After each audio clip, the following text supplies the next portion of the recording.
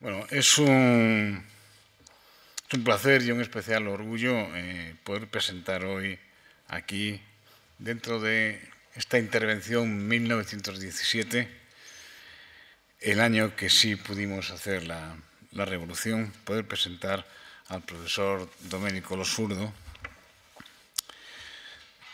Bueno, nacido en San Ricardo di Bari en 1941, estudió filosofía en Alemania y en Italia, se doctoró con una tesis sobre Rosenkranz y actualmente se desempeña como profesor emérito en la Universidad de Urbino.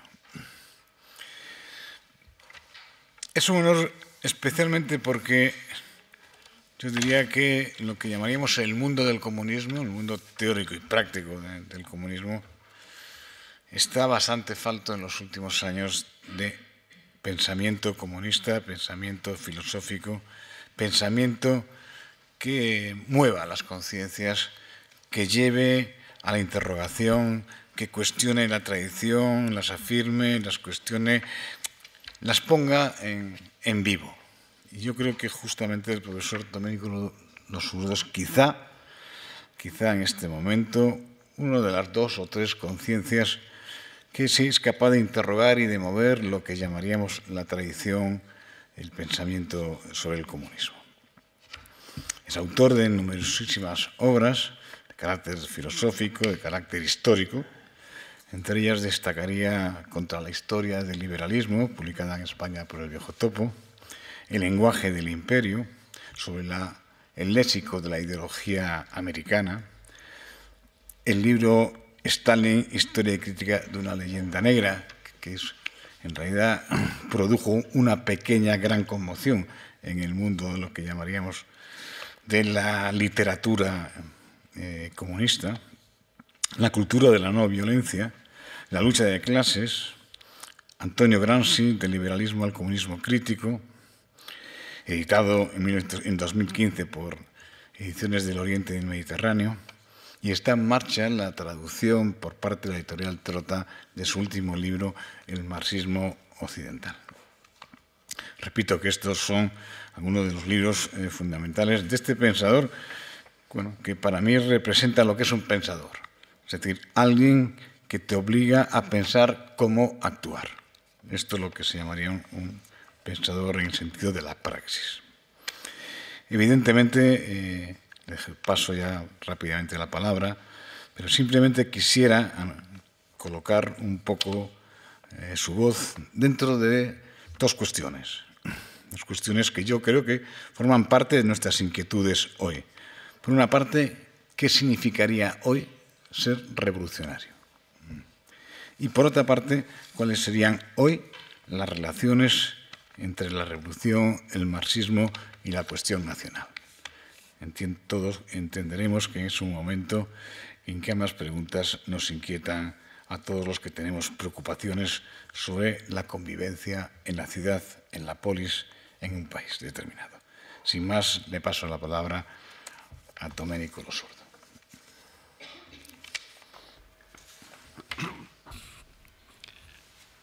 Gracias por esta invitación, gracias por esta presentación y gracias por su participación. Hablar de la Revolución de Octubre, aunque sí ocurrió hace ya un siglo, significa continuar hablando del hoy, del problema del hoy, de los conflictos, de las grandes luchas del presente. Y quisiera explicar el porqué de todo esto. Hoy, la ideología dominante describe el 900 como el siglo del horror. Y se interrogó, ¿cuándo empezó este 1900? ¿Cuándo empezó este siglo del terror? Un autor, un histórico alemán que se llama Ernst Nolte, escribió hace ya un tiempo que el nazismo siguió a la Revolución de Octubre de Stalin.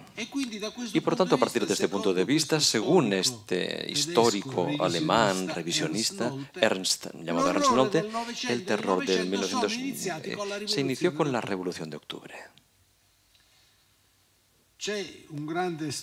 Hay un gran historiador británico, Holmes Bones, que en un libro que titula, con el título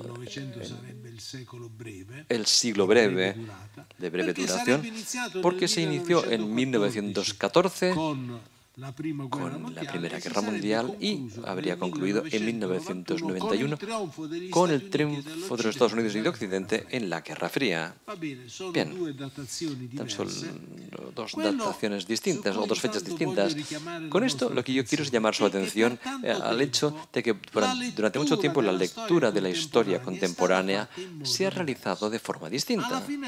Al final de 1800, un autor que se podría definir también como anglo-alemán, Chamberlain, que luego se convirtió en el autor de referencia del Tercer Reich, de Goebbels y otros de la alta jerarquía nazi, en 1898, al final del siglo XIX, pues Chamberlain publicó un libro, Los fundamentos del siglo XIX, del 1800, donde trazaba este equilibrio. Decía que el 1800 ha sido el siglo más doloroso de la historia humana, y lo subrayo. El siglo más doloroso, es decir, que para él algo más que una visión armonicista de 1800. Esto se compara con el 1900. Este habría sido el siglo de la Belle Époque. Antes se hablaba más en francés que en inglés, si se decía la Belle Époque, pero realmente, ya Lenin lo decía, el 1800 es el siglo en el cual las distintas guerras coloniales de exterminio han ocurrido, y esto no lo podemos olvidar. En el 1800 nosotros vemos el exterminio de distintos elementos, lo que se refiere a los Estados Unidos, las pieles rojas. En Australia y Nueva Zelanda también se eliminan a los nativos, genocidio de aquellos colonialistas o percibidos por países que tienen signos de origen colonial. Y repito, según Chamberlain, el siglo 1800 ha sido el siglo más doloroso de la historia humana, y ha sido el siglo más doloroso. Él no es que no lo diga en el sentido crítico, lo dice así, porque ha sido el siglo más doloroso porque ha sido el siglo de las colonias y el de las persecuciones, el de las guerras coloniales, que se ha convertido siempre como guerras raciales, de persecución racial. Entonces Chamberlain ya preveía que el 1900 se habría colocado encima del 1800. En 1900 pues teníamos las guerras coloniales por raza, y ha sido el siglo de las razas y de las colonias. Y en el 1900, como ya se había visto en el 1800,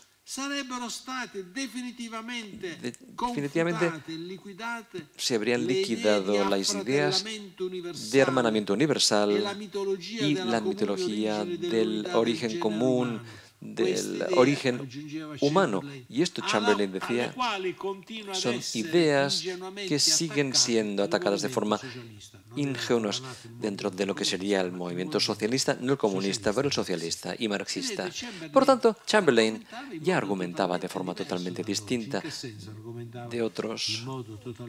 Lo hacía de forma distinta a Lodge, por ejemplo, al otro filósofo. Hoy en día se contrapone el 800 al 900. Y Chamberlain dice, contraponía el siglo de la Revolución Francesa, en 1700, al siglo de las guerras coloniales,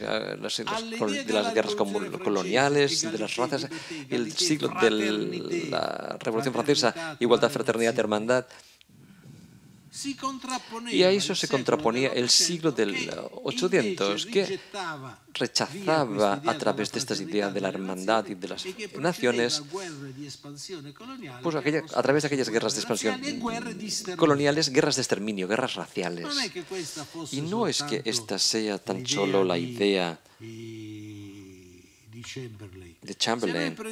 Si tomamos Theodore Roosevelt, el que fue presidente de los Estados Unidos a principios de 1900, Theodore Roosevelt describía en forma explícita que si un país colonial osa rebelarse contra el dominio blanco, entonces los dominadores blancos tendrán el derecho y el deber de actuar con guerras de exterminio que no tienen que ahorrar el exterminio de mujeres y niños, sino también a ellos. Encontramos una teorización explícita de los genocidios. Y el momento en el cual las pieles rojas nativos de los Estados Unidos pues ya empezaban a verse con fuerza, y él hacía una especie de chiste cínico y odioso, diciendo: yo no llego a creerme que el único indio bueno sea el indio muerto, pero esto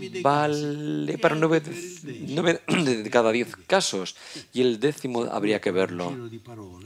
Esto es un giro de un juego de palabras. El único indio bueno era el indio muerto. Es decir, tenemos esta teorización del genocidio explicada en palabras claras. Y este es el mundo contra el cual ha surgido la Revolución de Octubre. Nosotros podemos considerar más cercana a nosotros la periodización de este gran historiador británico, Hobsbawm, que escribió El siglo breve y que habla del inicio de la Primera Guerra Mundial, de la Primera Guerra Imperialista, la que surgió en 1914. No obstante, en realidad, también la visión de Hobsbawm no era aceptada por parte de los pueblos coloniales. También la visión de Hobsbawm a menudo se consideraba por parte de los pueblos coloniales como una visión... Vaya hombre, les pido excusas, dice el orador, porque le suena el teléfono.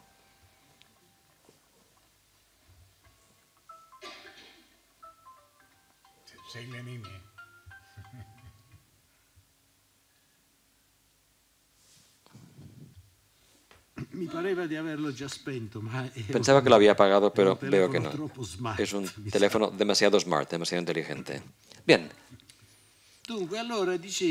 Como decía, los pueblos coloniales ya pues, sabían de todo esto. Y aquí quiero citar la intervención que en 1920 en el Congreso del Partido Socialista francés, en todo el Congreso que después habla y sanciona la unión de la Internacional Comunista, define un delegado de Indochina que vive en Francia, que vive en París,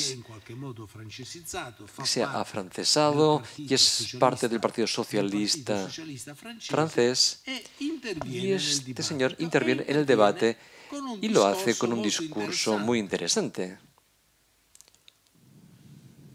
Y leo un poquito este discurso de lo que decía este señor. El delegado de Indochina dice: desde hace medio siglo el capitalismo francés ha llegado a Indochina y ha conquistado con la punta de las bayonetas en nombre del capitalismo nuestras culturas. Y desde entonces nosotros estamos siendo expoliados de forma vergonzosa. Es imposible en pocos minutos indicarles todas las atrocidades cometidas en Indochina por parte del capital, más numerosas que en las escuelas. Las expresiones siempre están abiertas de forma tremendamente pobladas. Y bueno, esta idea, cualquier persona que tenga una idea socialista, pues se le lleva a la cárcel o se le mata sin proceso, porque la llamada justicia indochina tiene dos medidas. Los vietnamitas no tienen las mismas garantías que los europeos y de los europeizados.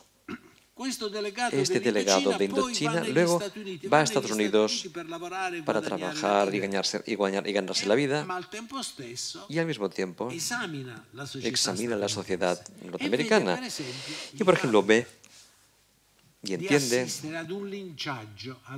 un linchamiento que se hace contra un afroamericano, contra un negro, y él, horrorizado por esta violencia, hace una descripción muy clara. Dice: esta es la civilización, sería esta la civilización blanca y occidental, la civilización de Occidente liberal, y escribe un artículo en el órgano francés de la Internacional Comunista. Este delegado de Indochina Participó después en la Guerra de Liberación Nacional del pueblo indochino y se convirtió en Ho Chi Minh, que este es el nombre que se le dio posteriormente, Ho Chi Minh. ¿Cuál es la actualización de pensamiento que hace Ho Chi Minh? Dice, el horror no se inició en 1914, así como si estuviera hablando de los socialistas franceses y de los comunistas franceses. Habla de forma polémica. Dice, sí, aprecio el hecho de que vosotros pues hayáis declarado a favor de la Internacional Comunista y hace falta adherirse a la Internacional Comunista si uno quiere ser revolucionario de verdad. Porque no tiene ningún sentido decir que uno es revolucionario y continuar tolerando el horror que se manifiesta en las colonias. Pero hace una consideración distinta, no obstante. Vosotros comunistas continuáis viéndoos afectados de un eurocentrismo. Pensad que el horror se inició en 1914, pero nosotros en las colonias este horror ya lo hemos vivido desde hace muchas decenas. En 1914 tan solo es el momento en el cual el horror de las colonias termina al llegar hasta la misma metrópolis capitalista. Y este mismo razonamiento lo hace Sun Yat-sen, pasamos ya a la China, Sun Yat-sen, el primer presidente de la República China, no de la República Popular China, que tan solo se verá proclamado en 1949. La República China, o la República de China, the Republic of China en inglés, se inicia en 1911 después de una revolución que acaba con el imperio chino, la dinastía Manchú y la monarquía. ¿Y cómo Sun Yat-sen razona este proceso? El Sun Yat-sen teme que Occidente termine comportándose ante la población china como se comportó con los pieles rojas americanos de Estados Unidos, como se comportó con los nativos de Australia y de Nueva Zelanda. Es decir, procediendo a un genocidio. Por fortuna, cito a Sun Yat-sen, estalló la Revolución de Octubre. Por fortuna, surgió este gran profeta de la humanidad, que es Lenin. Y así lo expresa Sun Yat-sen, que no es un comunista, sino que es entusiasta de lo que sería la Revolución de Octubre, porque él ve que ciertos valores, en teoría, proclamados de modo tal que asumen una dimensión universal a través de la Revolución de Octubre, los derechos del hombre valen también para los pobres coloniales, esto que se ignoraba por parte de la tradición colonial. Por lo tanto, Sun Yat-sen sigue diciendo que Lenin es el profeta de la humanidad, pero se entiende que las potencias coloniales, capitalistas, imperialistas, que quieren luchar contra Lenin porque se oponen a este grito de la humanidad que encontró su voz con la Revolución de Octubre. Y entonces podemos hacer la primera consideración. En resumen, ¿qué hay de nuevo como producto de la Revolución Francesa? Y no de la Revolución de Octubre, se corrige el orador. No quisiera expresar un juicio de valores, ni mucho menos. Pero nosotros nos vamos a concentrar en este hecho. ¿Cuál es la novedad evidente que nadie puede negar? Piensen ustedes cómo era el mundo antes de octubre de 1917. El planeta se caracterizaba por el dominio que una pequeña cantidad de grandes potencias capitalistas y colonialistas e imperialistas ejercían sobre el resto del mundo. El planeta se presentaba como una especie de propiedad privada en las manos de un pequeño grupo de potencias capitalistas e imperialistas. Toda una colonia era África, todo un continente. Era una colonia, aunque era una colonia dividida entre potencias capitalistas y colonialistas en lucha las unas contra las otras y lista para entrar en guerra como se entró en 1914 las unas contra las otras. Una colonia de Gran Bretaña era India, una colonia de Gran Bretaña era Pakistán, otra colonia de Gran Bretaña era Indonesia. Bueno, de hecho era de Holanda. Otra colonia era Malasia, una semicolonia era China, al igual que una semicolonia, su globalidad era el continente latinoamericano, sobre el cual decía Theodore Roosevelt, presidente de los Estados Unidos, al principio del 1900, que los Estados Unidos tienen el derecho y el deber de ejercer un poder como policía internacional. Ejercían, de hecho, la soberanía. Todo esto pues cambió. El colonialismo, al menos en su forma clásica, se ha liquidado. Y se ha liquidado gracias al movimiento que surgió en la Revolución de Octubre.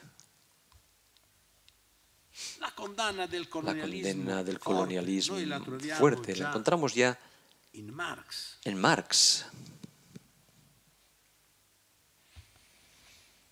Marx describe, y quisiera leer ese trozo que es muy bello y muy pertinente. Dice, estamos a mediados del 800. La profunda hipocresía, la intrínseca barbarie de la civilización burguesa nos está llevando dentro incluso de las grandes metrópolis donde ocurre esta hipocresía y barbarie, toman formas aceptables y luego se llevan a las colonias donde se desarrollan y se expresan de la forma más brutal. Es absurdo, dice Marx. Es casi deshonesto en el plano moral querer juzgar una sociedad haciendo abstracción de la situación de las colonias y haciendo también abstracción de la suerte reservada a los pueblos de origen colonial, es decir, los países colonizados. Piensen cuál era la condición de los negros afroamericanos en los Estados Unidos hasta hace poco. Entre 1861 y 1865 se hizo la guerra civil en Estados Unidos, la guerra de secesión, entre el norte, en donde la esclavitud negra había sido en grandes líneas abolida, y el sur, en donde la esclavitud negra continuaba siendo como algo vivo y floreciente. Una guerra muy sangrienta. Hay que pensar que en el transcurso de esta guerra los Estados Unidos han perdido más hombres que durante las dos guerras mundiales juntas. Y aún así, el fin de esta guerra no ha implicado el fin del Estado racista y de la opresión contra los afroamericanos. De hecho, algunos historiadores americanos han dicho que el peor periodo para los afroamericanos se empezó después de 1865. Sí, en teoría, los negros se han liberado, pero hay un régimen de supremacía blanca que organiza el linchamiento contra los afroamericanos rebeldes. ¿Y cómo ocurrían estos linchamientos? Y aquí les leo un historiador americano, Woodward. Las noticias del linchamiento se publicaban en los periódicos locales y se añadían vagones extras a los trenes para que miles de personas que estaban a ciertos kilómetros de distancia pudieran venir y asistir al linchamiento, y los niños de la escuela podían tener una jornada libre. El espectáculo podría incluir la castración, el quemar, golpes de armas de fuego, el souvenir. Podría incluir los dedos de la mano de los pies, los dientes, los huesos e incluso los genitales de la víctima, así como pequeños dibujos ilustrados del evento. Piensen ustedes, una violencia salvaje, una tortura que duraba muchas horas, una tortura interminable antes del asesinato realmente. Todo organizado como espectáculo de masas. Era un espectáculo de masas, donde se iba para divertirse, se llevaban pues, a las niñas y a las esposas, y bueno, y había pues sus regalitos que se ya han comentado hace unos instantes. Bien, era este el horror del mundo antes de la Revolución de Octubre. Y es una infamia al mismo tiempo pues, ver cuál es el horror de la Revolución de Octubre, que va en contra de la guerra colonial y contra la supremacía blanca que organizaba el linchamiento como espectáculo de masas, en el modo en el cual ya les he explicado. De hecho, empieza a cambiar la situación de los afroamericanos. Los afroamericanos empiezan a no querer aceptar esta situación de opresión. Y a los que se rebelan, pues son tratados de bolcheviques y comunistas. Que hay algunos que dicen, si luchar por nuestros derechos, si rechazar el régimen de la supremacía blanca significa ser bolchevique y comunista, pues sí, nosotros somos comunistas y bolcheviques además. Y los racistas blancos tienen que aceptar ese hecho. Y así nosotros podemos ya entender que en el 900 un conflicto esencial, decisivo, ha sido el conflicto entre colonialismo y anticolonialismo. De hecho, el 1900 ha sido a partir de la Revolución de Octubre, el siglo de las guerras de liberación nacional anticolonial, casi siempre dirigida a partidos comunistas de inspiración comunista y marxista también. Para comprender el clima del 1900, para comprender cómo se acepta la Revolución de Octubre, Lenin con esta revolución lanza dos palabras de orden. Se recuerda una, aunque se añade otra. Por una parte, habla a los proletarios del mundo y a los, sobre todo de Occidente, más desarrollados, donde los proletarios pues eran más numerosos. Y esta palabra que se les dice es acabar con este interminable masacre que es la Primera Guerra Mundial. Lenin invita a transformar la guerra imperialista en revolución político-social que intenta hacer caer el sistema político-social capitalista que había provocado el horror iniciado en 1914. Pero esta es una de las dos afirmaciones, porque con la otra palabra de orden, Lenin se dirige a los esclavos de las colonias, como él los define, los pueblos coloniales, para que rompan sus cadenas, la cadena de la opresión colonial, y es así que empieza la revolución anticolonialista a nivel mundial.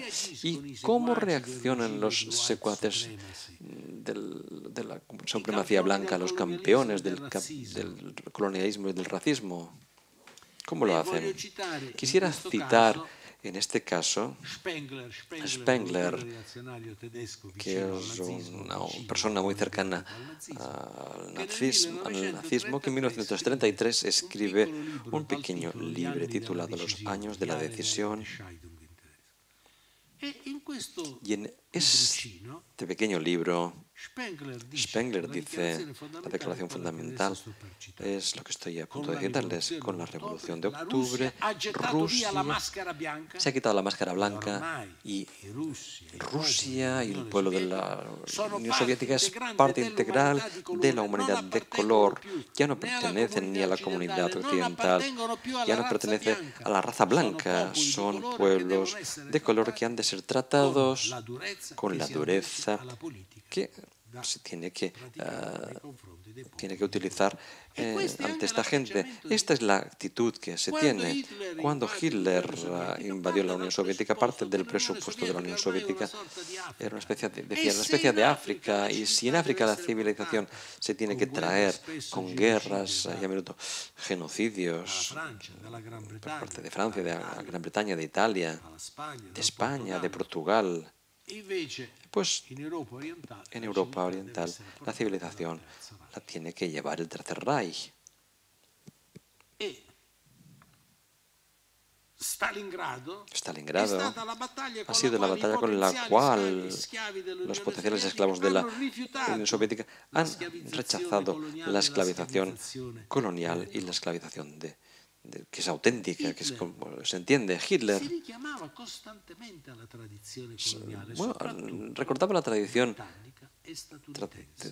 británica y estadounidense, quería radicalizar la tradición colonial en su forma más extrema, con su forma casi esclavista.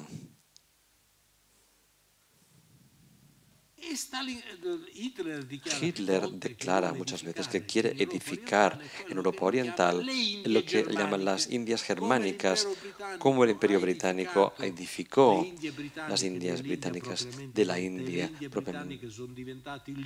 Que esta India británica ha sido la joya del Imperio Británico. De este modo, el Tercer Reich edificará las Indias germánicas en Europa Oriental, nuestra India, como lo llamaban los alemanes, y lo llamaba Hitler. Y a veces también habla de la expansión del Far West, como la expansión del Far West significó el triunfo de la raza más fuerte, de la raza blanca, hablando de Hitler en este caso, con la afirmación de los nativos y con la transformación del territorio que antes era de los nativos en territorios blancos. Y de este modo, el Tercer Reich tiene que preceder en Europa Oriental, sobre todo en la Unión Soviética, a hacer lo que tuvo que hacer. Los indígenas de la Europa Oriental, en el lenguaje de Hitler, en estos. Pero esta gente son como los nativos que tienen que ser diezmados, exterminados, para hacer posible la germanización de estos territorios. Y han sobrevivido como los negros, destinados a trabajar como esclavos al servicio de la raza de los señores. Y esto me lleva a citar a Hitler. Mientras que los bolcheviques, que Hitler asimila a los hebreos, los bolcheviques y los hebreos que reivindican la revuelta de los pueblos coloniales, que con Lenin llaman los esclavos de las colonias, para romper sus cadenas, los bolcheviques y los hebreos que pretenden cancelar la jerarquía natural de las razas, siempre cito a Hitler aquí, pues tienen que ser también exterminados hasta el último. Y así nosotros pues, podemos comprender la historia del 1900, que es esta especie de reto de Hitler en Stalingrado, visto a escala global, este reto asumido del proyecto hitleriano de retomar y radicalizar la tradición colonial, de edificar en Europa Oriental las Indias germánicas, y esto representa el inicio de la caída del dominio de Gran Bretaña sobre las Indias británicas, representa también el inicio de la crisis del Imperio británico y el Imperio francés, del colonialismo en su forma clásica.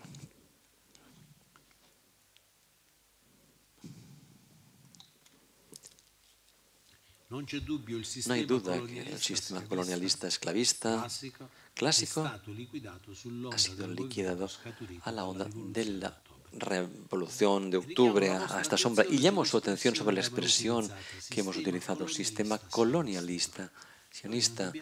Nosotros no nos tenemos que olvidar que del colonialismo a partir de la esclavitud y del esclavismo. A menudo se habla de los Estados Unidos como el país con la más antigua democracia del mundo. Pero en los Estados Unidos la esclavitud duró al menos hasta 1865, el año que marcó el fin de la Guerra de Secesión, y también después de 1865, incluso después de que la esclavitud hubiese sido formalmente abolida, como demuestra el caso de los linchamientos. Los negros estaban privados del derecho político y del derecho civil. Los Estados Unidos han sido es el país que en el transcurso de los primeros años, de las primeras decenias de vida, toman como presidente a los propietarios de esclavos. Había un historiador estadounidense que calculó lo siguiente: si nosotros tomamos los primeros 36 años de vida de los Estados Unidos, durante 32 de los 36 años de vida, los presidentes de los Estados Unidos han sido propietarios de esclavos. Washington lo era. Propietario de esclavos era Jefferson, que elaboró la Declaración de la Independencia.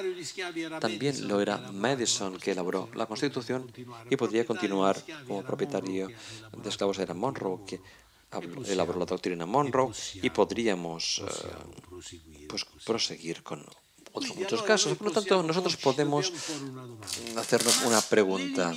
Pero la eliminación del sistema colonialista, esclavista clásico a través de la Revolución de Octubre, ese movimiento de desinspiración, ¿es un capítulo de la historia de la libertad, sí o no? O bien, es más bien lo contrario. Porque a veces se lee que este podría ser un capítulo del totalitarismo, un capítulo de la antidemocracia. Pero es claro, que es un capítulo de la historia de la libertad. Y para demostrar este punto, ya no citaré tan solo a Marx, ni citaré tampoco a Lenin, citaré a autores liberales insospechados. Por ejemplo, cito a un autor liberal francés que se llama Gustave de Beaumont, y Gustave de Beaumont era amigo de cerca de Tocqueville, el gran liberal francés, quizá el mayor teórico liberal de la historia. Por tanto, Gustave de Beaumont era un liberal. Pero cuando habla de Irlanda, Irlanda era una colonia del Imperio Británico en Europa, pues es interesante ver en qué modo se exprima este liberal francés, Gustave de Beaumont. Habla a propósito de Irlanda de una opresión religiosa que supera cualquier idea. Es una cita. La Hungría, la humillación y el sufrimiento impuesto por parte del tirano inglés a este pueblo esclavo demuestra que en las instituciones humanas está presente un grado de locura y egoísmo que es imposible definir el límite. Hoy, cuando queremos describir la locura sanguinaria que alcanza su nivel extremo, pues nos referimos al Tercer Reich normalmente. Pero Gustave de Beaumont, en su momento, por su fortuna, no había vivido el Tercer Reich cuando escribió las cosas que cité. Estamos a mediados del 1800. Hitler ni tan solo había nacido. Pero podéis ver que Gustave de Beaumont, cuando quiere presentar este problema del punto extremo hasta el cual se puede llegar al horror del dominio, el horror de la libertad, el horror de la opresión sanguinaria, pues habla del Imperio Británico, de un país que se vanagloriaba de ser el líder del liberalismo. O otro ejemplo que quisiera darles es, en este caso, un liberal inglés llamado Macaulay, un gran historiador liberal británico, cuando él nos habla de la India dominada por parte de la Gran Bretaña. Y dice que en el momento en el cual la India se agitaba, en el momento en el que empezaba a tomar forma un movimiento independentista en la India, la Gran Bretaña pues, ha luchado en contra del pueblo indio y ha impuesto una dictadura, un despotismo de una complejidad y de una ferocidad tal que respecto a eso, el despotismo asiático parecía una bendición. Y esta es una cita de este historiador liberal británico. Para él era este despotismo asiático una bendición si lo comparábamos con el poder ultratotalitario establecido por parte de Gran Bretaña y del Imperio Británico en el momento en el que temía perder el control de la India. Y tenemos que comprender que se trataba de un capítulo épico de la historia de la libertad, el capítulo iniciado con la Revolución de Octubre. Ciertamente nosotros podemos decir, y no que podemos, sino que tenemos que decir que es un capítulo épico de la historia de la libertad que al mismo tiempo ha comportado el terror, no hay duda alguna.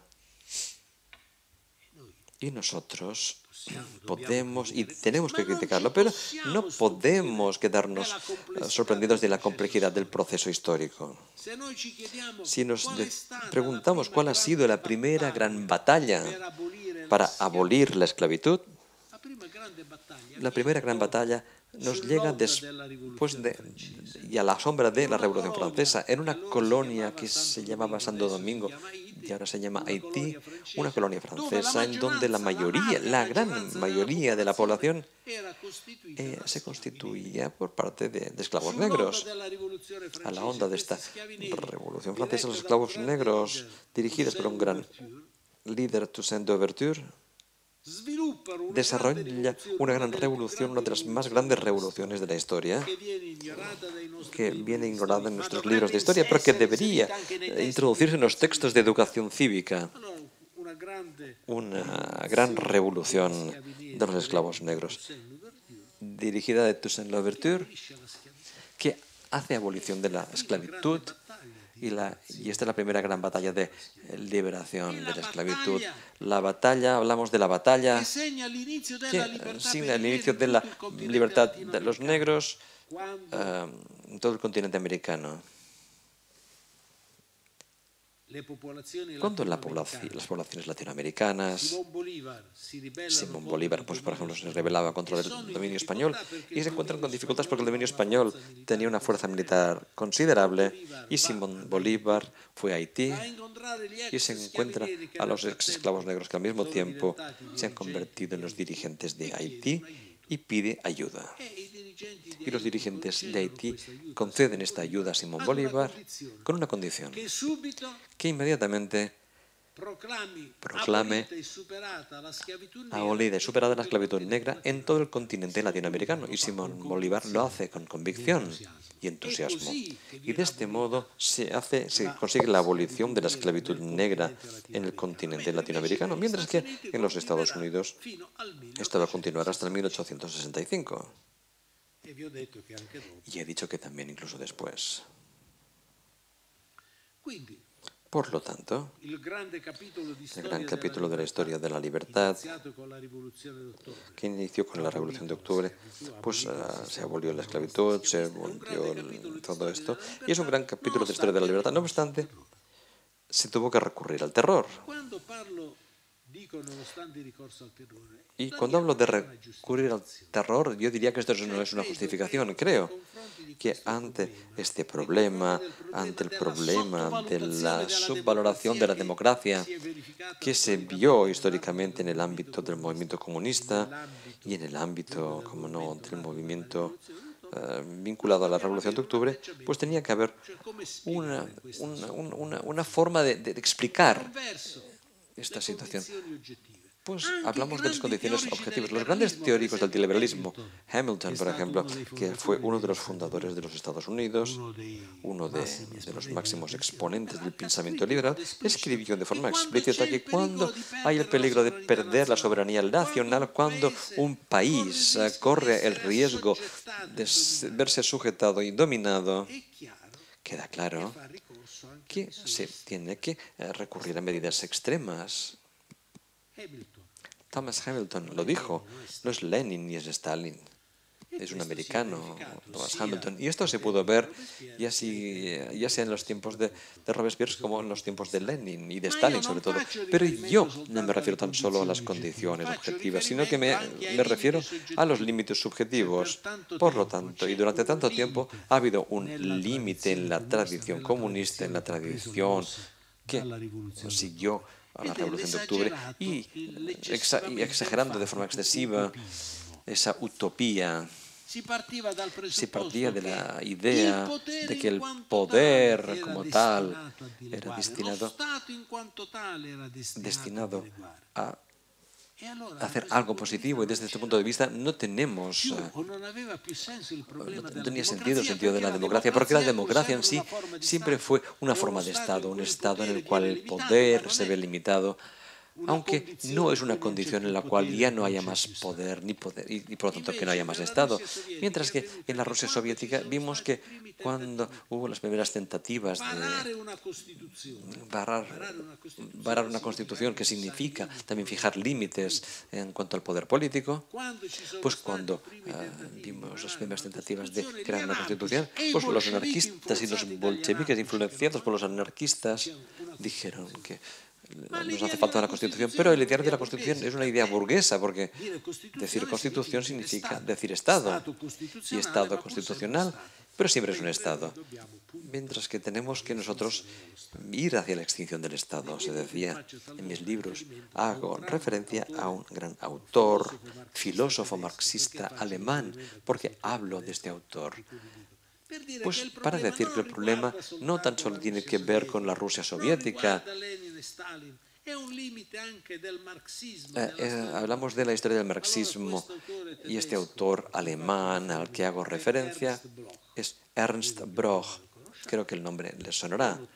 Un autor muy agradable que se hizo marxista y comunista en el transcurso de la lucha contra la Primera Guerra Mundial, en el transcurso de la lucha contra el imperialismo. Saludó la Revolución de Octubre como la revolución que tomaba posiciones, que tomaba un posicionamiento contra la guerra y que ponía fin a esa guerra. Pero aún así, hay que leer cuando Bloch, justo después de la Primera Guerra Mundial, después de la Revolución de Octubre, publica su primer gran libro, El espíritu de la utopía. Nos dice que él nos habla del poder soviético y ve la transformación del poder. Y hay que decir que esa transformación no ocurrió. Quizá nos suscita una sonrisa hablando de la carga erótica de Ernst Bloch en su momento.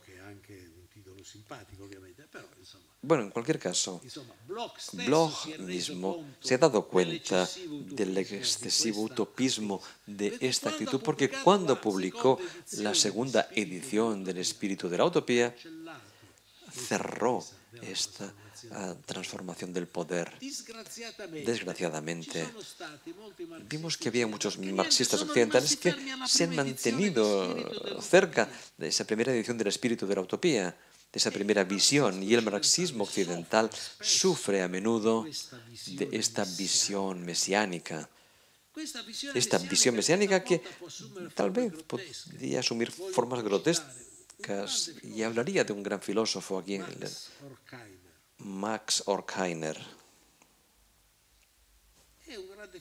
Un gran filósofo, y con él en los años 30 se hizo una declaración admirable, y él escribió diciendo: quien quiera hablar, los años 30 son los años del triunfo del fascismo, ¿no?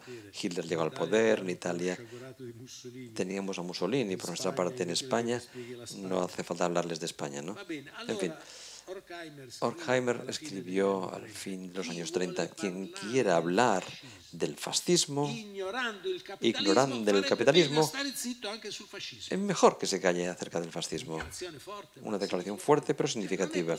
No es posible explicar el fascismo haciendo abstracción del capitalismo. Por lo tanto, hay motivos para leer y releer a Horkheimer. Horkheimer en 1942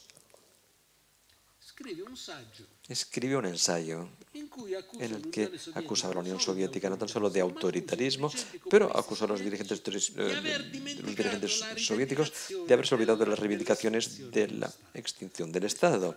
Y esto hace reír, casi llorar. Y la Wehrmacht del ejército de Hitler, las puertas de Moscú. Y Horkheimer nos hablaba de la extinción del Estado. Y lo escribió con una actitud polémica notable. Y también yo dije que la falta de la extinción del Estado en la Unión Soviética por parte de Horkheimer era compartida por parte de Hitler, porque Hitler sabía que en las puertas de Moscú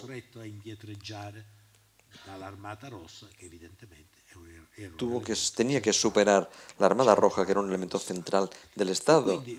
Y por lo tanto, pienso que tenemos que aprender, porque Engels escribió un fantástico librito tan solo por el volumen, pero algo genial: La evolución del socialismo, de la utopía a la ciencia.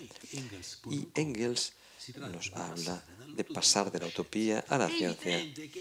Evidentemente, los primeros grandes movimientos de emancipación suelen asumir formas utópicas y mesiánicas, pero luego tenemos este problema de la transformación del utopismo en programas científicos. Sí, en mi opinión, esta es una tesis que quizá podría ser errónea, aunque yo creo que es adecuada. Y la transformación del socialismo de utopía a ciencia empezó, pero todavía no fue llevada a cabo. Y hace falta llevarla a cabo. Pero hasta ahora yo no he hablado de socialismo, y no porque me haya olvidado, sino que quiero explicarles por qué no he hablado de socialismo hasta ahora. En parte, ya lo he dicho que en el 1900, independientemente de la intención, del deseo, de los proyectos, de las tesis comunistas y del mismo Lenin, la lucha se ha desarrollado sobre todo entre colonialismo y anticolonialismo. Es cierto, los partidos comunistas comprometidos a la hora de dirigir el movimiento anticolonialista se ponían el deber de crear una sociedad que no produjese constantemente el colonialismo hacia la guerra. Deseaban todos ellos construir una sociedad postcapitalista, pero sobre esto no tenían tampoco una idea muy clara. Si nosotros consideramos los primeros 15 años de vida de la Rusia soviética en la que nace en 1917, evidentemente, en 15 años nos ponemos en el año 32, pues vemos que se suceden con rapidez 3 experimentos de construcción de una sociedad postcapitalista, 3 experimentos que son entre ellos muy distintos. El primer experimento, evidentemente, es el llamado comunismo de guerra. El comunismo de guerra, Gramsci lo examinó con gran atención y lucidez y nos dice: el comunismo de guerra es el colectivismo de la miseria y del sufrimiento. No es la superación de la miseria, sino que es la socialización de esta miseria. Después de las devastaciones inmensas provocadas por la Primera Guerra Mundial, después de las devastaciones posteriores provocadas por la Guerra Civil, después de las nuevas devastaciones provocadas por la intervención de las intervenciones contra la Rusia soviética, Rusia quedó reducida a una condición desesperada. Y en esta condición desesperada, lo único que se puede hacer es la socialización de la miseria, buscar o intentar hacer que esta miseria desaparezca, pero no hacerla pesar únicamente sobre las masas populares. Pero aún así, decía Gramsci, es el colectivismo de la miseria y del sufrimiento inevitable con lo que se les había venido encima. Y este colectivismo de la miseria y del sufrimiento debe ser superado lo antes posible. Y Gramsci da la bienvenida con calidez a la introducción de la nueva política económica. Decidida en su momento, esta nueva política económica que comporta la reintroducción de elementos de capitalismo y de propiedad privada, pero que tendría que favorecer, como lo hizo, el desarrollo de las fuerzas productivas, de forma que se reduzca el flagelo de la miseria, posiblemente superarlo incluso, y de este modo consolidar también la base social de consenso del poder soviético. Pero al final de los años 20, la guerra mundial parece estar siempre ya en el horizonte. El peligro de guerra contra la Unión Soviética se convierte siempre en algo más preocupante. Y Stalin procede a la nacionalización completa, ya sea de la industria como la agricultura, es decir, la economía en su globalidad. Y la preocupación viene de la guerra, una agricultura pues tan fragmentada como la que se tenía en la Rusia soviética en ese periodo de tiempo, y no hubiese podido asegurar una continuidad a los suministros alimenticios de la Armada Roja, comprometida a defender la Rusia soviética contra la agresión que después llegó por parte de Alemania. Y Stalin, pues en este caso, tenía razón. Y nosotros tenemos esta colectivización total de la agricultura y un impulso clamoroso a la industrialización también.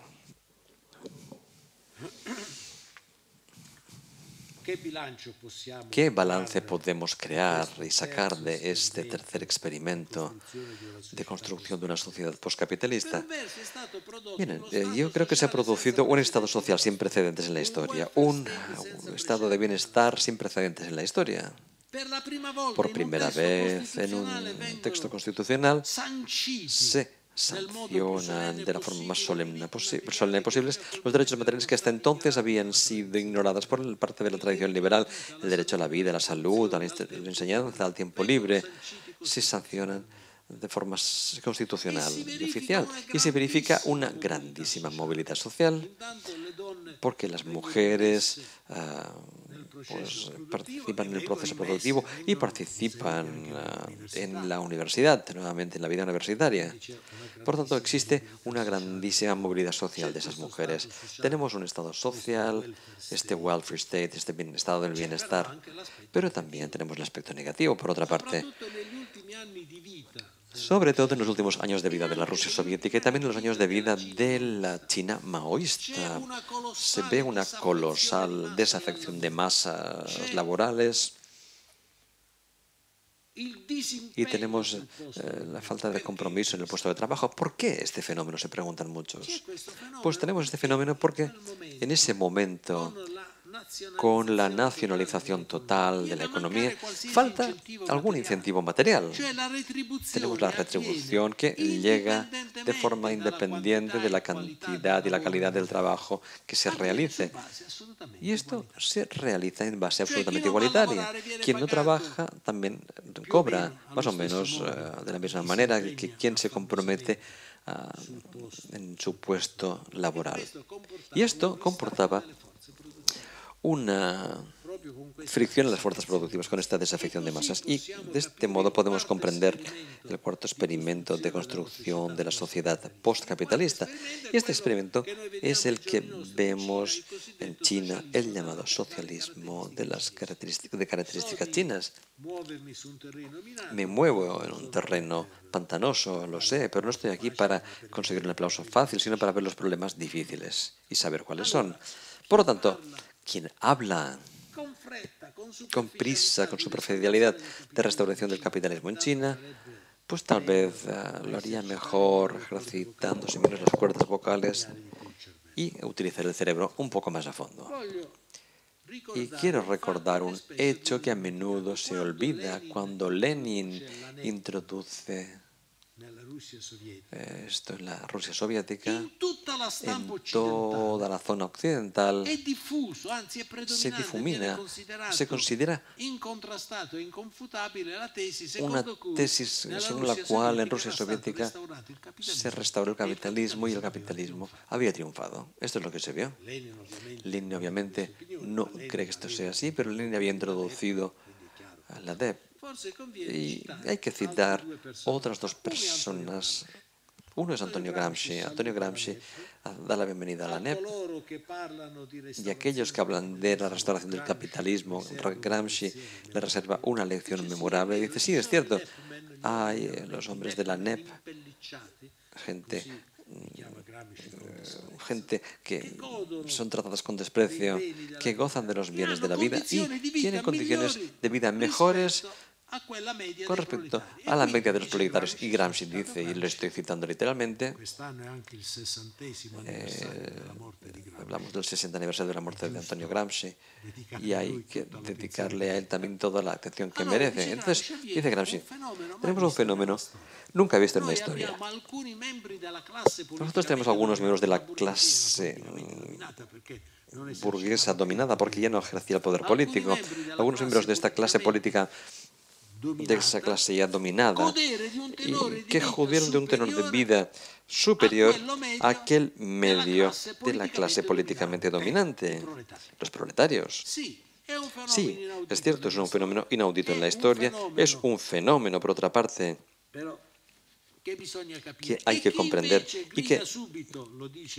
y lo dice Gramsci de forma clara, polémica con los trotskistas, que grita a la restauración del capitalismo y que vuelve de una visión corporativa, de una visión economicista en su naturaleza. La otra gran personalidad que quisiera citar esta tarde es un autor que no está vinculado orgánicamente al Partido Comunista, como en el caso de Gramsci. Es un autor alemán de origen hebreo, un gran filósofo, Walter Benjamin, que en 1926 visita Rusia, la Rusia soviética. La visita y visita Moscú y escribe un ensayo que se llama Moscú 1927, traducido al italiano, y quien quiera la puede leer en italiano y en alemán. No sé si se ha traducido al castellano. Si no es así, un joven estudioso podría traducirlo y comentarlo también. Bien, cualquier caso. escribe este ensayo, Moscú 1927, en donde Benjamin describe el esfuerzo que el nuevo poder soviético realiza para educar al pueblo, a los laboreros industriales, porque en un país con una agricultura súper retraída, en donde la gran mayoría de la población son labradores analfabetos, pues no es fácil habituar a este tipo de labradores analfabetos a los trabajos industriales que comportan pues precisión, pues en cuanto a los tiempos más modernos, etcétera, etcétera. En el caso de Benjamin se hace la pregunta: ¿los capitalistas de la Rusia soviética de la NEP en 1927 existen esos capitalistas? Pues sí, existen, ejercen un poder político, pero de ningún modo responde Benjamin. En todo caso, no cuentan nada esta gente, no son importantes. Y siempre cito a Benjamin. No es que no cuenten nada, son gente loca, son gente despreciada en el plano social. Y lo cierto, no soy yo quien lo dice, es Benjamin. Si la Rusia de 1927 pues ha tenido la suerte de tener observatorios geniales como Gramsci y como Benjamin, la China actual ha tenido la mala fortuna de tener observadores completamente idiotas, sobre todo aquellos que se llaman a sí mismos de izquierdas. ¿Por qué? Pues yo creo que esto lo he estudiado a fondo, he visitado China muchas veces y una de mis ambiciones es escribir un libro de carácter orgánico sobre China. Pero puedo decir que en China cientos y cientos de millones de personas se han liberado del hambre y del peligro de la muerte por una inanición que durante mucho tiempo ha pesado sobre China. Las cifras no oficiales, pero las cifras de la misma prensa occidental o de la Banca Mundial dicen que en China, en los últimos 10 años, se han liberado del hambre de los 600 a los 800 millones de personas. 600 millones de personas son 10 Italias. 800 millones son más de 10, 12, 13 Italias. Hagan ustedes los cálculos. Esto es un fenómeno sin precedentes en la historia. Una auténtica izquierda tendría que aceptar con ilusión el hecho de que un país es oprimido por parte del colonialismo y el imperialismo y por lo tanto, y durante tanto tiempo condenado a una situación terrible, que se libera combatiendo primeramente contra el imperialismo británico, después contra el imperialismo japonés y después contra aquel propio, y ahora pues se está desarrollando ya grandemente en el plano económico y tecnológico. Y no se trata únicamente de todo esto, pero uno puede decir, pues ¿qué sistema social puede prevalecer? Pues en el caso de China diría que mientras que en Occidente esto se desmantela en el Estado social, en China siempre se da más fuerza a ese Estado mismo social.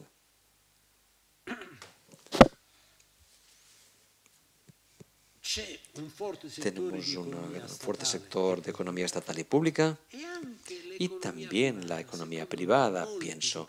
Muchos dicen que hablan de todo esto y no tienen ni idea de lo que es la economía privada en China. Y yo he visitado muchas veces fábricas chinas completamente privadas y se presenta un espectáculo impresionante, ¿no? Entraba en una fábrica china completamente privada y al entrar la primera cosa que veíamos era en la pared las fotografías de los miembros del comité del Partido Comunista en la fábrica. Incluso en una fábrica privada hay una especie de contrapoder en cuanto al poder privado con respecto al poder del capitalismo privado. Entonces, existe una economía pública de notables dimensiones, también es cierto, y es importante que esto ocurra de forma disminuida a nivel cuantitativo, pero se ha reforzado en el plano cualitativo. ¿Por qué? La Rusia soviética, la Unión Soviética, que yo sigo admirando, ha sido el primer capítulo de un gigantesco proceso de emancipación, pero la Rusia soviética sí, producía tecnología militar avanzadísima, exportaba materias primas, pero por el resto, por lo que respecta a la industria civil, se ha retrasado, se ha mantenido retrasada, rezagada, también a través del bloqueo tecnológico impuesto por Occidente. y por eso se quedó rezagada. Toda la propaganda neoliberal dice hoy que la economía estatal es sinónimo de economía ineficiente, es sinónimo de mal uso de economía y de dinero lanzado por la ventana. La economía china cuenta sobre el plano práctico en este lugar común. Habla del neoliberalismo porque la reprueba, porque habla de una economía estatal que puede competir a nivel mundial, que todavía desarrolla más China en planos tecnológicos. Y la conclusión, para añadir o llegar a este capítulo, digamos así, el capítulo de historia que se inició con la Revolución de Octubre, por una parte, comportó la liquidación del sistema colonialista esclavista clásico. Por otra parte, con lo que respecta al socialismo, nosotros vemos que hay un complejo y contradictorio proceso de aprendizaje. ¿Qué es el socialismo? ¿Qué es la sociedad postcapitalista?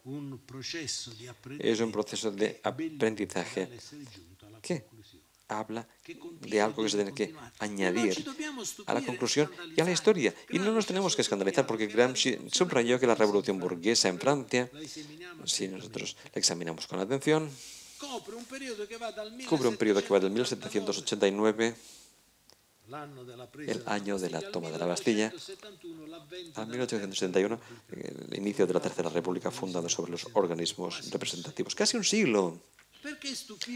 ¿Por qué sorprenderse de ver que la construcción de una sociedad postcapitalista sea compleja, prolongada en el tiempo y expuesta a experimentos, a tentativas, a errores y contradicciones de algún tipo?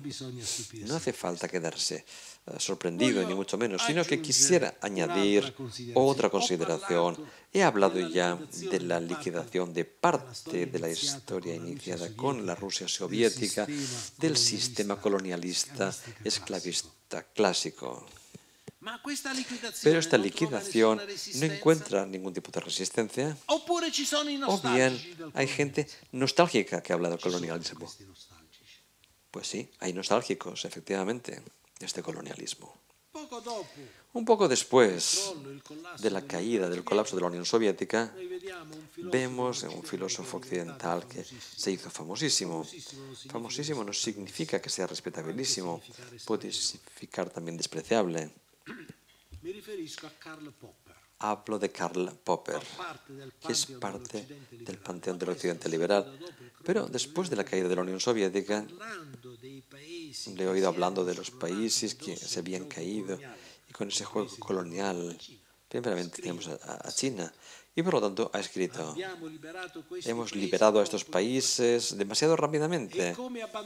Es como abandonar a su suerte, pues un orfanato infantil. Es una rehabilitación vergonzosa por el hecho de que el fascismo y el nazismo habían pretendido retomar la tradición colonial, por el mismo hecho de que nosotros no podemos comprender fascismo y nazismo sin la tradición colonial. Y entonces aquí podemos comprender cuál es la grandeza de la Unión Soviética. Ya he citado a Chamberlain, el autor, que es el autor de referencia de los nazis, que nos dice, basta con esta idea del hermanamiento de los pueblos, de las razas, de los cuales en su lugar pues hay una serie de socialistas y marxistas unidos. Estamos en el siglo de las colonias de las razas, en el siglo en donde ya no hay más unidad del género humano, se reconoce que no hay más unidad del género humano y desde su punto de vista Chamberlain tenía razón. A finales de 1800 en el parque del sur de los Estados Unidos se veía el cartel prohibido la entrada a los perros y a los negros. Y desde Estados Unidos lo podemos transferir a la China a finales de 1800 con la concesión francesa en la zona dominada por parte de los franceses en Shanghai. Tenemos un cartel que dice prohibido la entrada a los perros y a los chinos. Y podemos comprender también la teoría infame de Hitler, el Untermenschen, que para ellos los Untermenschen eran los subhumanos, que de humano tenían tan solo la apariencia, pero que en realidad no eran propiamente humanos, sino que eran seres que tenían que ser esclavizados al servicio de la raza de los señores o al servicio de otros propósitos.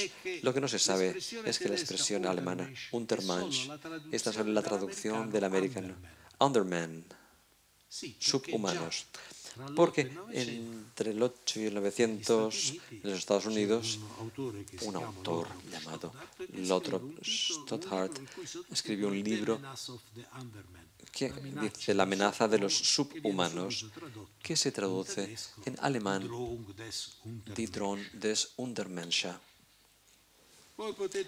Podemos ya y pueden ustedes comprender que hoy, después de la serie de guerras coloniales, neocoloniales que han acaecido en el 1989 contra Panamá, 1991 la primera guerra contra Irak, 1999 la guerra contra Yugoslavia, en el 2003 la segunda guerra contra Libia, después la guerra contra Libia y contra Siria. Hoy se habla de peligro de guerra a gran escala, de guerra mundial, incluso que podría pues incluso incluir la amenaza nuclear. Hemos sido llevados a repensar en este octubre, el octubre que quizás sea la primera gran revolución que surge contra la guerra, que rechaza considerar la guerra como un fenómeno natural, como los que podrían ser terremotos e inundaciones, y que coloca la guerra en un sistema político-social que hace falta liquidar. Creo que también esta lección de octubre sea hoy en día, más que nunca, desgraciadamente, actual. Recordar la Revolución de Octubre significa no tan solo tener presente la necesidad de la lucha contra el colonialismo y contra el neocolonialismo, sino también la necesidad de la lucha contra la guerra en sí. Y les doy las gracias por su amable atención.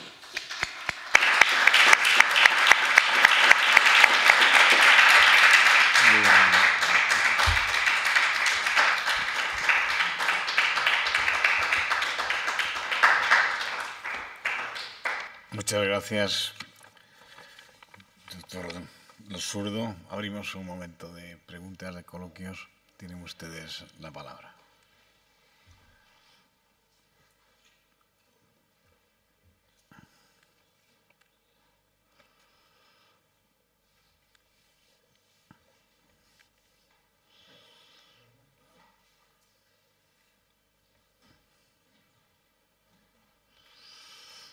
Yo me voy a permitir entonces una pregunta, ¿no?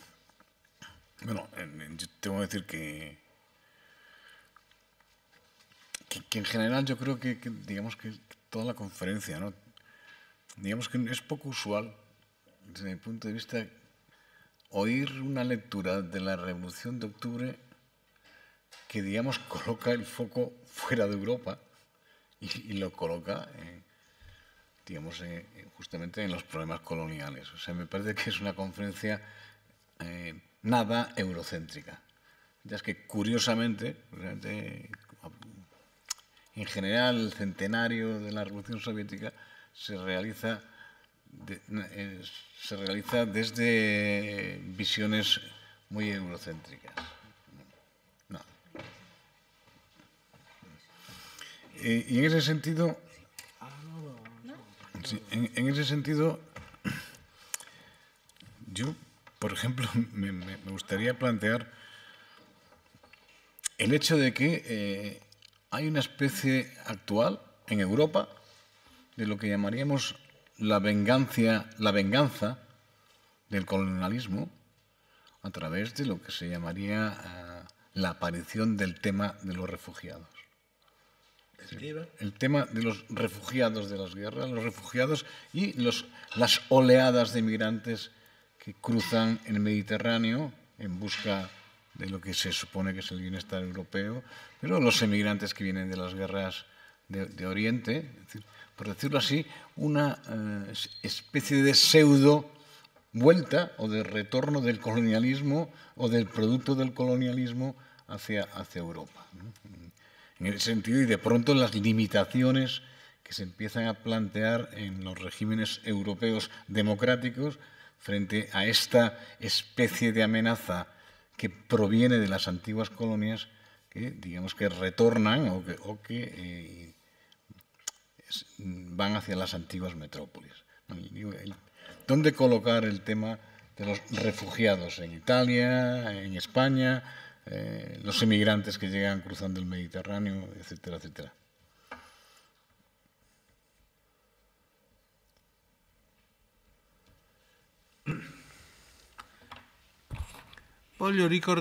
Quisiera recordar que la cuestión colonial ha desarrollado un papel importantísimo también en la Europa del 900. Y esto se había previsto con tremenda lucidez por parte de Lenin, con mucha lucidez por parte de Lenin, insisto. En 1916, mientras todavía se estaba desarrollando la Primera Guerra Mundial, una guerra imperialista a todos los efectos, una guerra que, según el análisis lúcido, era imperialista entre ambas partes, una guerra entre los propietarios de los esclavos, como lo decía Lenin, y entre ellos pues, oprimían, en un caso y en los otros, los esclavos de las colonias. Y Lenin, no obstante, hizo una observación que debe llamar nuestra atención. El ejército de Guillermo II, de la Alemania de Guillermo II, estaba en las puertas de París, pero se le bloquea a las puertas de París. Y él dice, si la guerra tuviese concluir con un triunfo napoleónico de Alemania, se expresa en estos términos, entre comillas, casi diría, si la guerra hoy es imperialista entre ambas partes, en este caso se podría, en el caso de triunfo napoleónico de la Alemania de Guillermo II, pues se podría transformar, por lo que respecta a Francia, en una guerra de liberación nacional y de liberación anticolonial. Esto es lo que se puede ver en el transcurso de la Segunda Guerra Mundial. Tenete presente que ya prima Antes de la Segunda Guerra Mundial, y si leemos Mein Kampf, el texto de Hitler que todo el mundo conoce, o si leemos a Rosenberg, el gran, entre comillas, teórico del Tercer Reich, pues habla de Francia como un país mulato. ¿Por qué? Porque los blancos se han mezclado con los negros y Hitler osa decir, ¿qué Francia? Francia no existe, existe un Estado mulato euroafricano que se extiende entre el África, las colonias y Europa. Y entonces, claro, se expresa en estos términos. Y entonces, como ya sabrán, contra este dominio que Hitler pues, pretendía ejercer contra el Estado euromulato, pues se desarrolla una gran revolución que al mismo tiempo es social y nacional. Se desarrolla la resistencia francesa, que tiene un gran frente, incluyendo los gaullistas, comunistas, ejército, en todo caso, de una forma hegemónica. Francia ha recuperado su independencia nacional, con una guerra de liberación nacional desarrollada en territorio europeo. Y Lenin pues, hablaba de una Primera Guerra Mundial, y esto se cimentó en algo actual, en el transcurso de la Segunda Guerra Mundial. Pero el caso todavía más clamoroso es el caso de Italia. ¿Por qué? Y se lo digo, es un caso realmente interesante. Mussolini interviene en la guerra cuando está convencido de que la Alemania del Tercer Reich está a punto de triunfar. Interviene en esta guerra, insisto, con una retórica imperialista ya antes, en el momento de la guerra contra Etiopía. Mussolini en Roma había dicho, le gustaban estas frases, el imperio ha vuelto en las colinas fatales de Roma. Había vuelto el imperio romano y él era el nuevo emperador romano. Finalmente hemos conquistado lo que tenía que conquistar. Italia se ha convertido en una potencia mundial, siempre citando a Benito Mussolini, que tuvo el fin que merecía tener. Pero sí, así fue. Cuando Italia intentó salirse de la guerra después del 25 de julio de 1943, Italia, en la parte del norte, fue ocupada por parte del Tercer Reich. Durante mucho tiempo, Italia estaba reconvirtiéndose en una colonia del Tercer Reich. El norte de Italia fue grandemente ocupada por parte del Tercer Reich. Y hay autores tedescos, incluido Goebbels, que decía: Italia, traicionando el Tercer Reich, ya no es parte de la comunidad occidental y de la comunidad blanca. Habla de los italianos como si fueran los negros, que deben ser tratados como negros. Y esto significa que Italia entró en la Segunda Guerra Mundial agitando una retórica salvaje e imperialista. El imperio ha vuelto en Roma y reconquista su independencia gracias a una guerra de independencia nacional que al mismo tiempo es una revolución social y que viene hegemonizada por parte de los comunistas y que había estado prevista por parte de los comunistas también, porque cuando Gramsci ve condenado por parte del tribunal fascista, él hace un brevísimo discurso memorable que hay que leer en mi libro sobre Gramsci traducido al castellano. Me permito este pequeño spot publicitario, pues se puede encontrar este discurso. Y él, ante el tribunal fascista, que es compuesto de generales, y hace esta declaración. Dice: vosotros fascistas conduciréis a la nación italiana a la ruina y nosotros los comunistas tenemos el deber de salvarla. Y lo dijo así.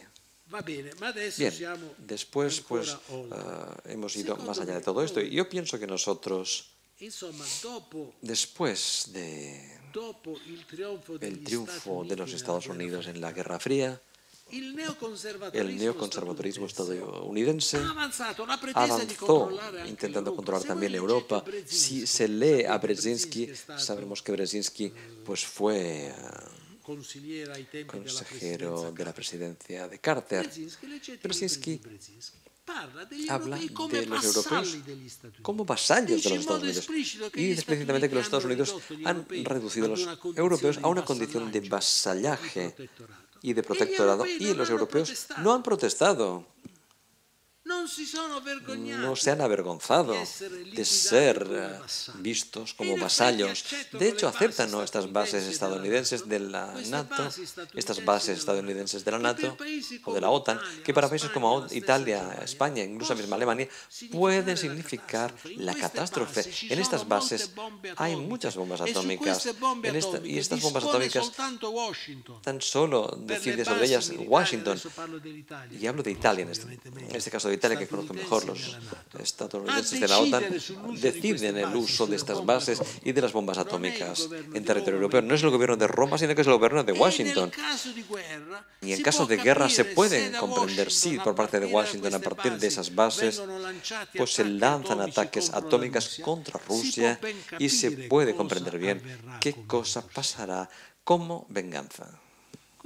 Por lo tanto, pienso yo, nosotros hemos de tomarnos en serio el problema de la lucha, hemos de tomarnos en serio la lucha por la independencia, tomarnos en serio esta lucha que significa lanzar una gran campaña contra la OTAN y contra las bases estadounidenses instaladas en distintos países europeos. Esto, creo yo, es el aspecto principal. Y lo que se decía en cuanto a la independencia de Europa no tiene sentido más allá de todo esto.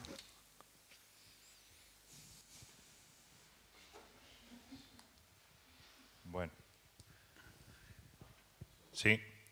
Quería preguntarle, por un poco también polemizar, ¿no? ¿Qué piensa del libro de Laval y Dardot, que habla sobre el hecho de que los bolcheviques acabaron con la revolución soviética?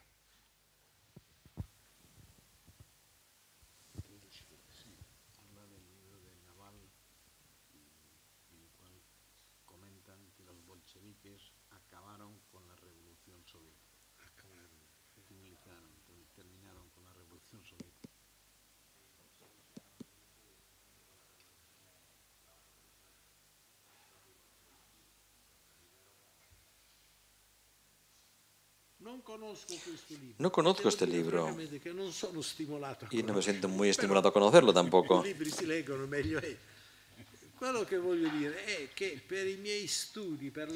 En cuanto a mi formación marxista-leninista y gramsciana, sobre todo, la revolución se ha desarrollado como algo distinto. Cada vez que se ha pretendido fijar un modelo, se han derivado desventuras varias. Por lo tanto, en mi opinión, no es que se trate... Bien, si hablamos de la revolución del 900, es la revolución de octubre, sí, claro que sí. No hay duda alguna, incluso por lo que respecta a China. Pero Mao declaró que la revolución de octubre ha introducido el marxismo-leninismo en China. Y tenía razón, no han sido los estudiosos. Los estudiosos pueden creer que han estado en el centro del mundo más importante, dentro del sector más intelectual. Pero si nosotros vemos la revolución de 1902, que puede ser la inspiración permanente de esta revolución de octubre, pero de vez en cuando esta revolución se manifiesta de forma distinta. Es inútil hablarles de la China, ya saben bien lo que ocurrió. Ciertamente el marxismo-leninista se trajo a la China por parte de la revolución y a partir de la revolución de octubre. Pero esto se desarrolló en forma totalmente distinta. Se desarrolló como una gran lucha de liberación nacional, una gran lucha de liberación que ha visto también la participación masiva de los labradores, de los campesinos. Y la revolución sucesiva después ha sido distinta, y la revolución cubana ha sido distinta, la vietnamita también, y también la revolución italiana, la revolución gracias a la cual el Partido Comunista Italiano se convirtió en un grandísimo partido de masas populares, capilarmente presente en todos los estratos de la población. Fue una gran revolución, pero como pueden ver, es algo característico distinto, una revolución de independencia nacional, cuyo protagonista es un país que había entrado en la Segunda Guerra Mundial con palabras o con contraseñas completamente distintas e imperialistas. Y quisiera decir que no conozco pues dos revoluciones iguales en el 1900.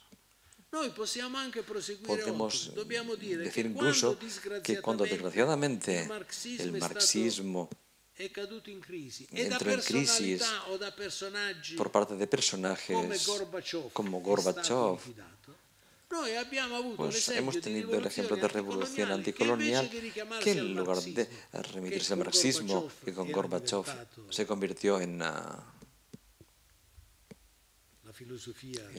filosofía de la acomodación. Y sí que es cierto que con la revolución iraní del 1979 algo parecido se revolvió al Islam. Y en este caso no hay peligro de que yo me convierta al Islam, es una revolución distinta. Aquí no hay dudas, pero nosotros hemos de reconocer que la revolución del 1979 fue una gran revolución anticolonial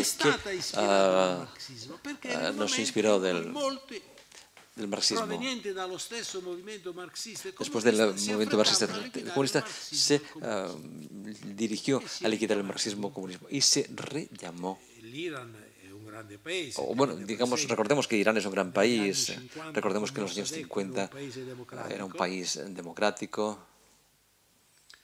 pero desde el punto de vista de Occidente, pues se nacionalizó la industria petrolífera y los Estados Unidos y la Gran Bretaña organizaron un golpe de Estado que llevó al poder al Shah.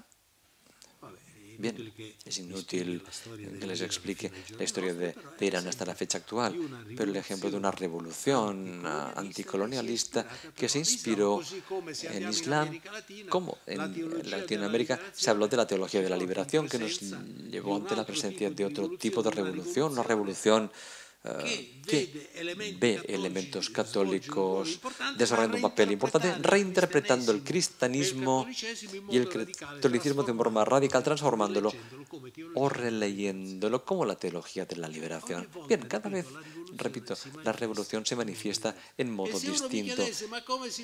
¿Y cómo se manifestará la revolución en el futuro? ¿Quién sabe? Yo diría que hablemos de un profeta, pero no a un estudioso de la filosofía y de la historia, como soy yo en este caso. Bueno, muchas gracias. Se nos ha echado... Es que se nos ha echado el horario encima y tienen que cerrar, lo siento mucho.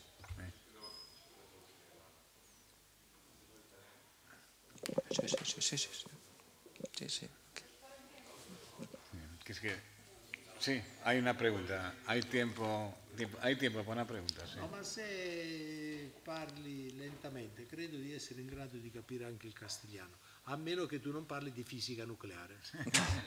Dice que puedo entender el castellano, a no ser que me hables de física nuclear, si me hablas lentamente. Intentaré hablar despacio. Quería preguntarle, con la última reflexión que nos propones de recordar la revolución o tenerla también o celebrarla por ser una invitación a una lucha contra la guerra en sí misma, quería pedirte una reflexión sobre la violencia, también recordando o teniendo presente la crítica a la violencia que Benjamin realiza en un contexto como el de hoy, porque con esta reflexión de la ley, ¿cierto?, tan creativa, tan conservadora, con una vivencia actual del monopolio de la violencia vigente aún y con ganas de revolucionar todavía y de transformar drásticamente sistemas económicos, culturales, posturas políticas, de transformación radical en la violencia entendida, o sea, como a todo nivel, violencia del Estado también, de la misma ley, y la violencia entonces que se debe ejercer o no, o si entonces ser revolucionario implicará ser violento, con la pregunta que proponías, o yo sé que no eres un mesías, pero como reflexionar sobre la violencia. Hay otros países como del que vengo, abandona las armas, pero ingresa ahora en la violencia, que es participar políticamente hoy en estados con constituciones y leyes que permiten conservar el monopolio de la violencia solo en unas fuerzas. Pues como una reflexión de violencia y revolución, si se puede.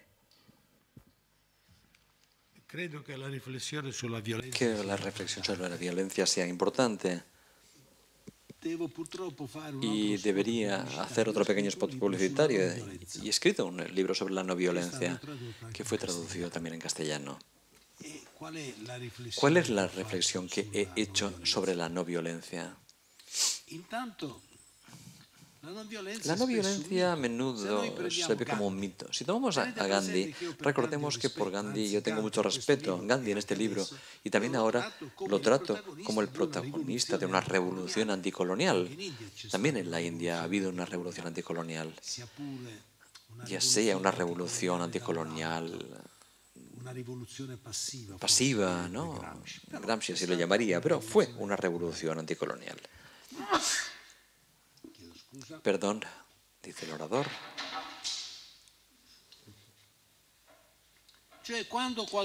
Y cuando alguien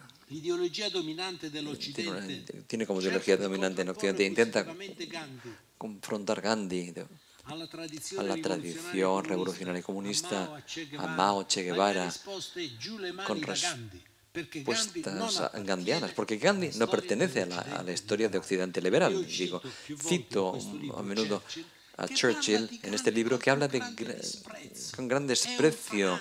Es un fanático, dice, sed de mi desnudo. Así lo expresa Churchill.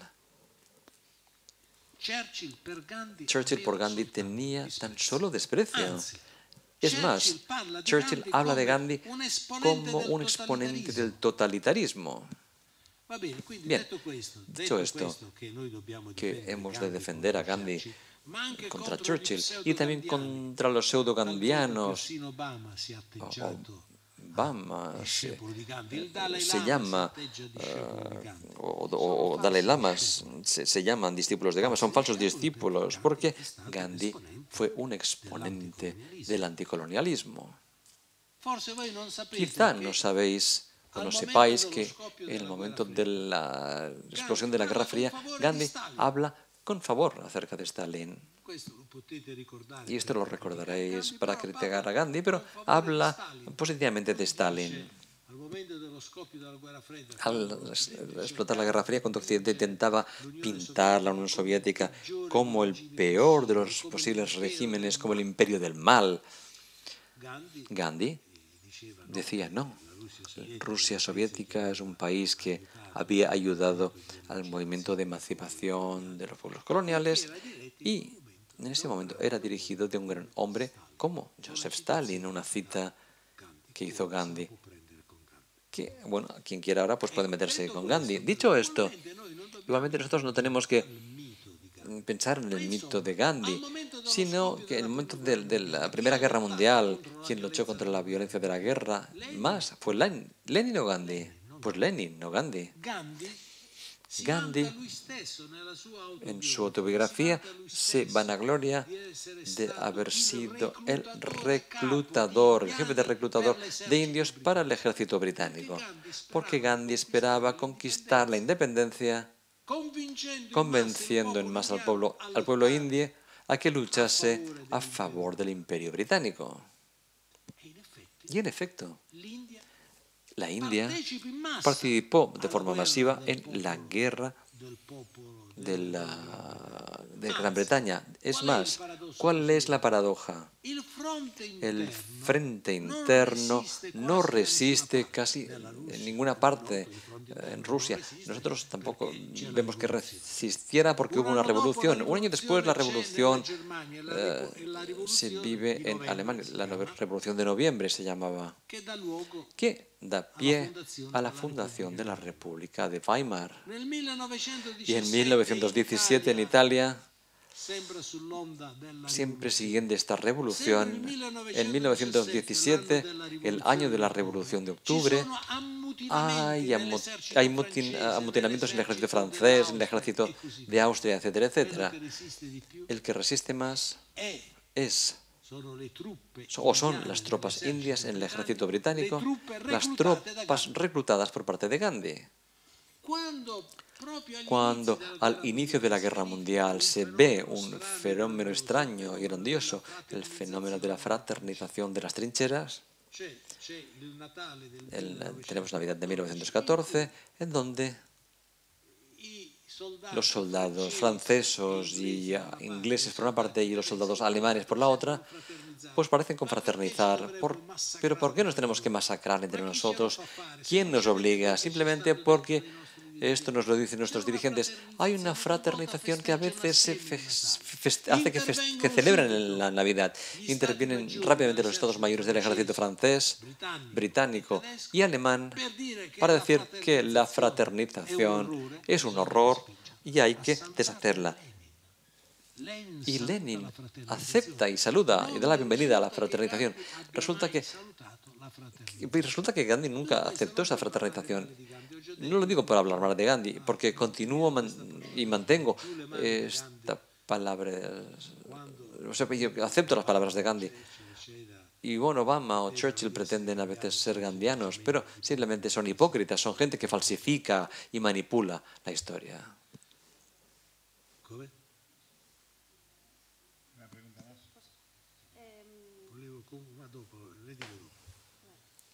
Sí, esta.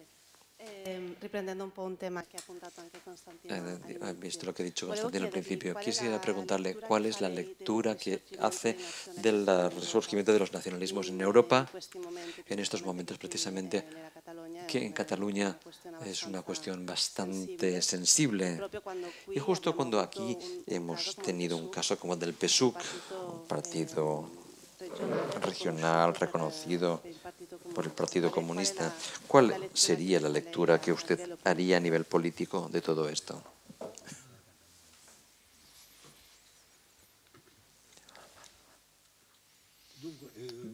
Bien, quisiera concluir hablando de la violencia, pero el resto estoy de acuerdo con usted. Nosotros los comunistas no tenemos que proceder a la exaltación de la violencia, pero los comunistas casi nunca han hecho exaltación de la violencia. Si leemos a Churchill, y me remito a este libro sobre la no violencia, Churchill habla de la guerra como el juego más sublime que pueda existir.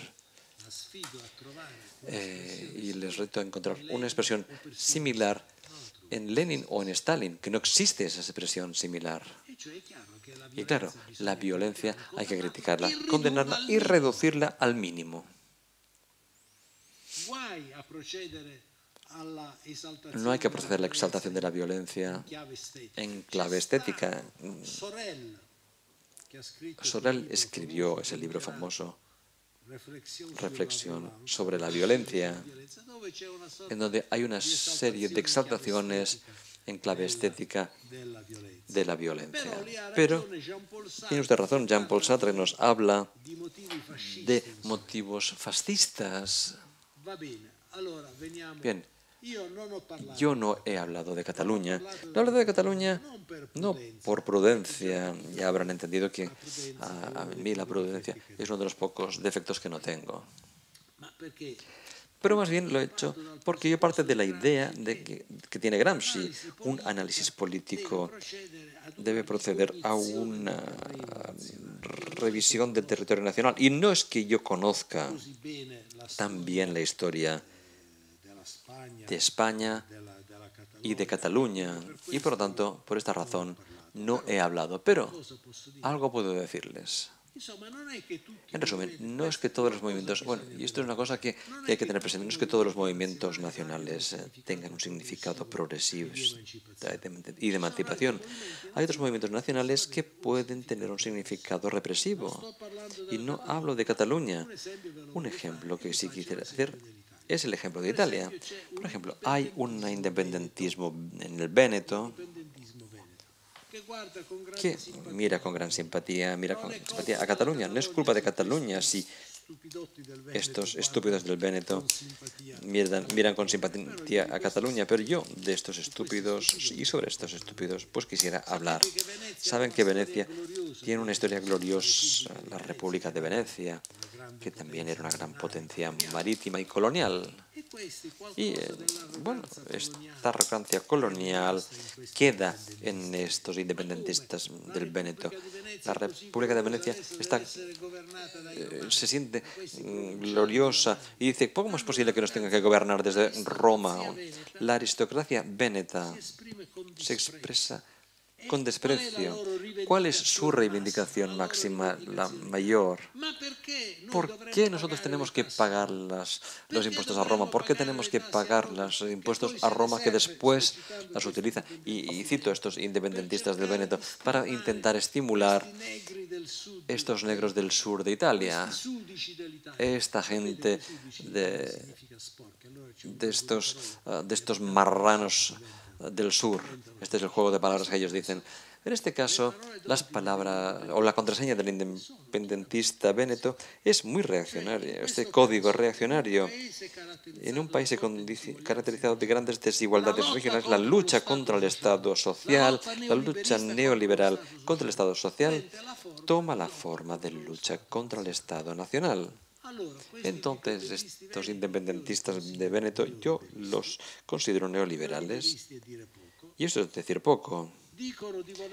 Dicen que están a favor de la independencia, pero no tienen el coraje de decir algo más contra la OTAN. En cuanto a la Cataluña, yo he venido para aprender. Si usted me enseña alguna cosa, yo estaré encantado de escuchar. Muchísimas gracias a todos. Muchísimas gracias, doctor Zurdo. Muchas gracias.